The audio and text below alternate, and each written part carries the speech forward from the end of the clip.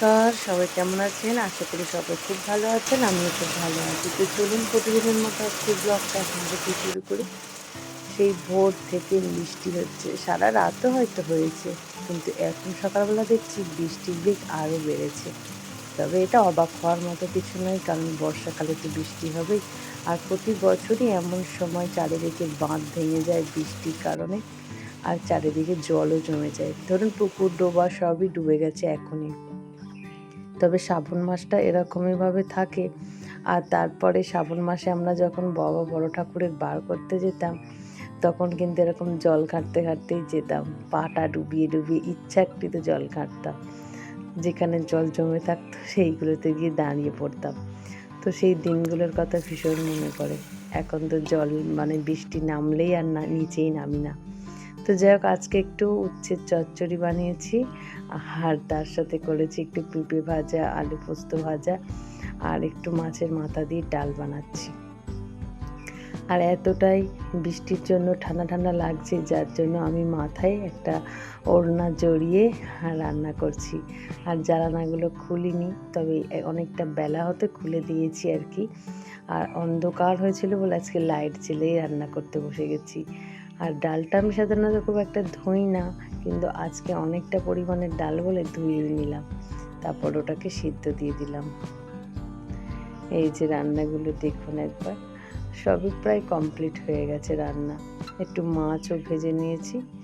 তবে আজকে খুব ইচ্ছা ছিল যে খিচুড়ি বানাই, কিন্তু বাড়িতে খিচুড়ি করার মতো তেমন কিছু সবজি ছিল না, কারণ ওয়েদারটা এত সুন্দর, মনে হচ্ছিল খিচুড়ি করলেই বেটার হতো।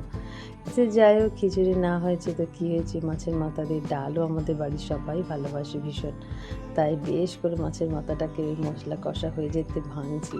আর ওই মশলাটার মধ্যে কি দিয়েছি জানেন? পেঁয়াজ, টমেটো, একটু ডালচিনি, এলাচ, তার সাথে দিয়েছি একটু আদা রসুন বাটা, ধনে গুঁড়ো, জিরে গুঁড়ো, সবটা দিয়ে ভালো করে মশলাটা কষিয়ে দিচ্ছি। তবে নুন চিনি দিতে একদমই ভুলবেন না। ব্যাস মোটামুটি কমপ্লিট হয়ে এসেছে মশলাটা কষা, তার সাথে মাথাটাও তো একদম ভেঙে দিয়েছি। ইচ্ছে করে মাঝে মধ্যে আর ওই বাবার মাথাটাও এইভাবেই ভেঙে দিই জানেন। যাই হোক, চলুন, মোটামুটি হয়ে গেছে। ডালটাও ঢেলে দিয়েছি, সুন্দর গন্ধ উঠেছে একটা। ডালও কমপ্লিট হয়ে গেল, ফুটে গেলেই ব্যাস নামিয়ে নেব। নামিয়ে নিয়ে এই দেখুন, এর মধ্যে একটু গরম মশলা আর একটু ঘি ছড়িয়ে দিচ্ছি। আর ওই বাবা সকালবেলা টিফিনের সাথে খেলো একটু ডাল, কিন্তু বলল না যে ডালটায় নুন হয়েছে কিনা। আমার তো মনে হচ্ছিল একটু কম কমই লাগবে, তবে উনি কিন্তু বললো ঠিক আছে, কিন্তু খাওয়ার সময় দেখলাম সত্যিই কম হয়েছে। তবে যদিও উনি একটু নুন কমই খান, আমার কিন্তু আবার পোষায় না। ওনার জন্য খাবারটা বেড়ে দিচ্ছি। টিফিনটা গুছিয়ে দিলেই উনি বেরিয়ে যাবেন। এদিকে মোটামুটি সব কমপ্লিট হয়ে গেছে। আর আজকে যা বৃষ্টি হচ্ছে, বাবুর কিছু জামা কাপড়ও ধোয়া হলো না, আর আমাদেরও কিছু ধোয়া হলো না। শুধু এই রান্নাবান্না কাজটুকুই হলো, বাদ বাকিটা পড়ে রয়েছে। মর্নিং। ও বাবা, কি হাসি দিচ্ছে গো। এদিকে বাবু উঠেও পড়েছে। চলুন ভিডিওটা আজ এখানেই শেষ করি। আগামীকাল একটি নতুন ব্লগে আবার দেখা হবে। সবাই সুস্থ থাকবেন, ভালো থাকবেন, সবাইকে ভালো রাখবেন। আর আমার ভিডিও দেখার পর যারা সুন্দর সুন্দর কমেন্ট করেন আমাকে, আমার খুব ইচ্ছে তাদের নামগুলো পড়ে আমি খুব শীঘ্রই শোনাবো আপনাদেরকে।